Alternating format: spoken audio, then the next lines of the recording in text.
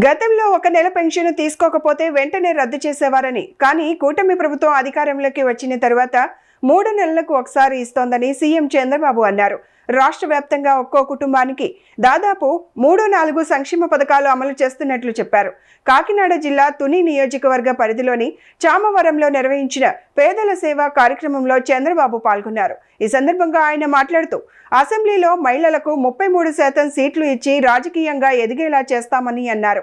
మీలో ఉండే శక్తి సామర్థ్యాలు బయట తీసుకురావాలన్నా, మీకు అండగా ఉండాలంటే ఏం చేయాలని ఆలోచించాను. మామూలుగా ఈరోజు ప్రభుత్వంలో మీరు చూస్తే P3 అని ఉంటుంది. కొంచెం వెనక్కిరండి మీరంతా, కొంచెం వెనక్కిరండి. P3 అనే కార్యక్రమం ఉంది, అంటే పబ్లిక్ ప్రైవేట్ పార్ట్నర్షిప్. ఇప్పుడు ఒక రోడ్డు వేశారు ఇక్కడ, నేషనల్ హైవే. అది ఒక ప్రైవేట్ వ్యక్తి వేశాడు, టోల్ కలెక్ట్ చేస్తాడు. కానీ తెచ్చిన అప్పు కట్టేసి మనకు మెరుగైన సదుపాయం. ఒకప్పుడు ఈ నేషనల్ హైవేలో పోవాలంటే 20 ఏళ్లకు మునుపు ఏమాత్రం కూడా పోయే పరిస్థితి లేదు. ఈరోజు అలాంటిది ఎక్కడ కూడా గుంతలు లేని రోడ్డు, 6 లేను 8 లేను, అవసరమైతే 14 లేన్లు కూడా వేసి సుజావుగా ప్రయాణ సౌకర్యం వచ్చే పరిస్థితి వచ్చింది. ఒకటే కాదు, ఒకప్పుడు మీ దగ్గర ఫోన్లు ఉండేటివి కాదు, నన్ను ఎగతాళి చేశారు అప్పట్లో. ఇప్పుడు మీరు చూసి అందరి దగ్గర సెల్ ఫోన్లు ఉన్నాయి. అదే మరి మీకు బ్యాండ్ విత్ కూడా అందరూ ప్రొవైడ్ చేసే పరిస్థితికి వచ్చారు. అది కూడా P3లో వచ్చింది. కరెంటు కూడా చాలామంది కరెంట్ అదే మరిగా వస్తూ ఉంది.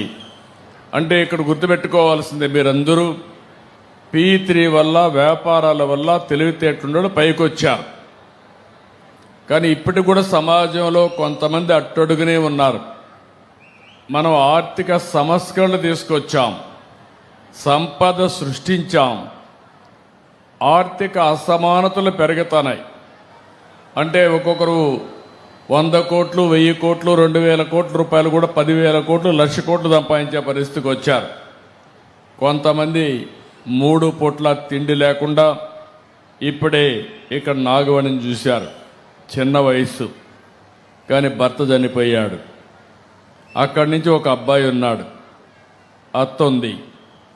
కానీ ఈరోజు ఆ అమ్మాయికి ఎలాంటి అండ లేదు. అలాంటప్పుడు నేను ఆలోచించింది, ఒక వినూత్నమైన కార్యక్రమానికి P4 అని నేమ్ పెట్టి MBK అన్నాను, మార్గదర్శి బంగారు కుటుంబం.